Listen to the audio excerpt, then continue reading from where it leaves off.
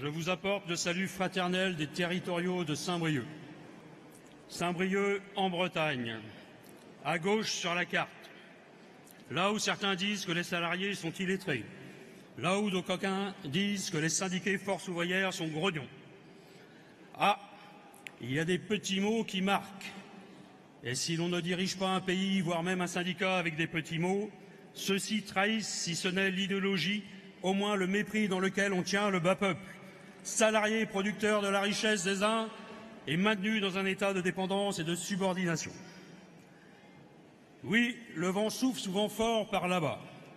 Nous avons l'habitude de nous courber pour ne point rompre. C'est pragmatique. Mais s'adapter au vent, c'est naturel, c'est dans nos gènes, quasiment. Ce qui ne l'est pas, c'est de plier sous le joug du capitalisme et de sa mutation ultralibérale. Pour imposer un système au secteur privé, il faut oser aussi l'imposer au secteur public. Cette bande de privilégiés. Segmenter est un moyen de domination. Harmoniser en nivelant par le bas est un leurre pour faire croire à une pseudo-égalité républicaine. Les municipaux de Saint-Brieuc ont amené les mêmes combats que les camarades du privé. Il était difficile de leur proposer une baisse de salaire, que pourtant, par pragmatisme, il faudrait peut-être accepter, car, ouvrez les guillemets, vous comprenez bien, chers collaborateurs, s'ils continuent comme ça, nous ne nous en sortirons pas. Nos services ne sont pas rentables, pas compétitifs. Le service public ne résistera pas à la concurrence. Toujours entre guillemets. Oui, bien sûr, vous êtes efficace, mais il faudrait voir à être efficient. D'accord, nous ne toucherons pas au salaire. Mais alors, si vous pouviez travailler un peu plus, ce ne serait que rendre ces heures que vous avez volées aux contribuables. Et là, l'entourloupe est tellement grosse qu'elle finit quand même par passer. Par pragmatisme, il est vrai, auprès des syndicats accompagnateurs, et par la force auprès des autres, malgré la résistance par la grève. Mais voilà, la grève isolée, chacun son tour dans son coin, ça ne marche pas bien. Ils l'ont bien compris, ceux qui ont organisé la casse du Code du travail, en inversant la hiérarchie des normes et en renvoyant la négociation au niveau d'entreprise. Là où le rapport de force est favorable au patron, fort du lien de subordination.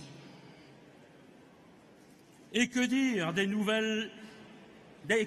des communes nouvelles et regroupements d'intercommunalités qui, sous couvert organisationnel de rationalisation et de mutualisation, renforcent le pouvoir de l'appareil gestionnaire, décisionnaire, au détriment des conditions de travail et de la qualité du service public qui, en plus, en s'éloignant des administrés, créera des déserts administratifs conduisant à la rase campagne, pour ne pas dire à la cambrousse. Mais consolez-vous, vous aurez la fibre.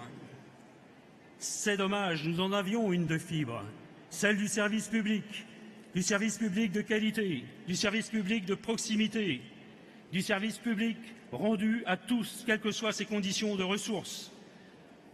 Nous avions la fibre républicaine. Nous en avions aussi une autre, syndicale celle-là, celle d'un syndicat libre et indépendant, un syndicat construit sur la lutte des classes, nourri par la conscience de classe, s'appuyant sur ses adhérents et les revendications des travailleurs. Ce sont ces motivations que nous pourrions retrouver ici à Lille lors des résolutions. C'est à vous de jouer maintenant. Le syndicat Force ouvrière des territoriaux de Saint-Brieuc votera le rapport financier et votera contre le rapport d'activité. Salut camarades, que vive Force ouvrière libre et indépendante. Et vive la sociale!